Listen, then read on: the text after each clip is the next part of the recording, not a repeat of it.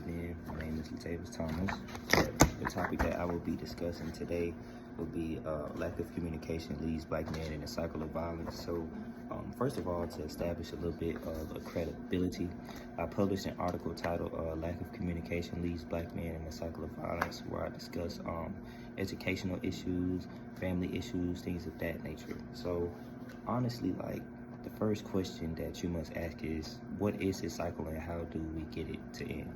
So, my first point that I have is the African American education. African Americans tend to have harsher living environments, which leads to emotional dysfunction, which means when it comes down to decision making, we don't make the best decisions. We kind of have our mind jumbled up and things of that nature.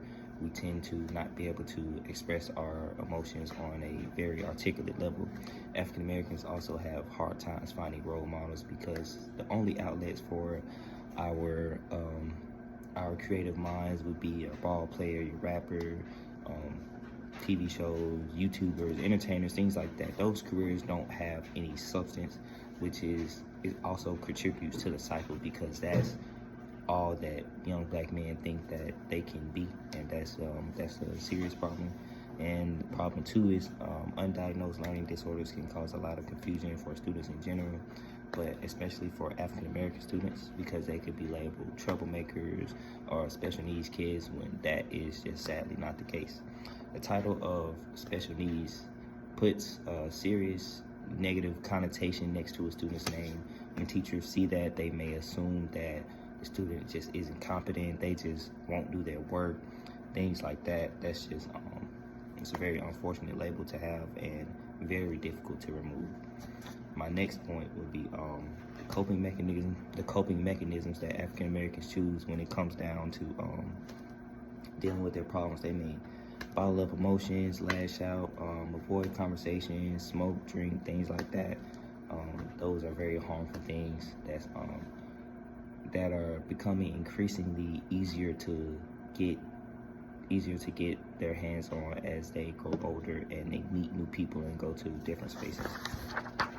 So the first thing that I would say to fix this problem, my first problem when it comes down to emotional dysfunction, education, and things like that, and your coping mechanisms, you want to go to therapy. People say that it's bad, it's a stigmatism in the African American family about therapy, but therapy only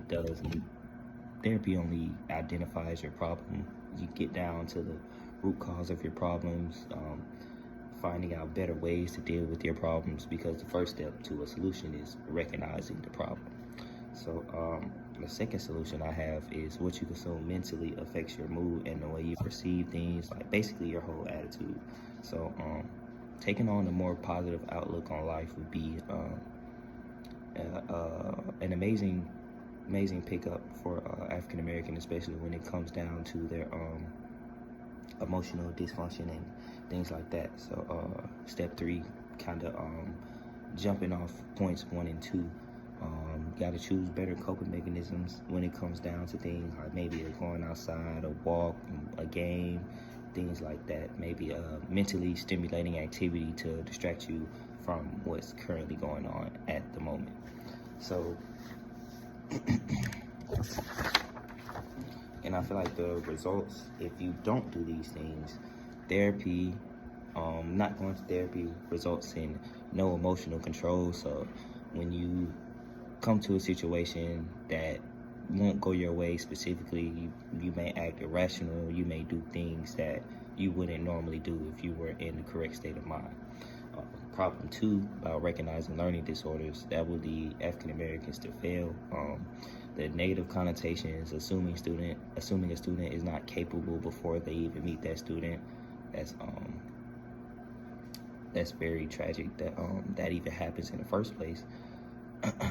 So they just choose even more dangerous routes to succeed if they're not able to get a good footing in school.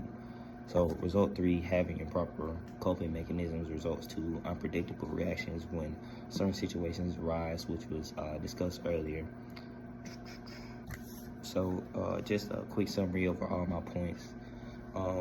So the whole reason why I'm giving you this speech is because we want to recognize the cycle of violence that the black community is in and get down to the root cause instead of just saying that the cycle is bad or it's there. Once you know it's there, we have to take solutions and the necessary steps to deal with that problem in the first place.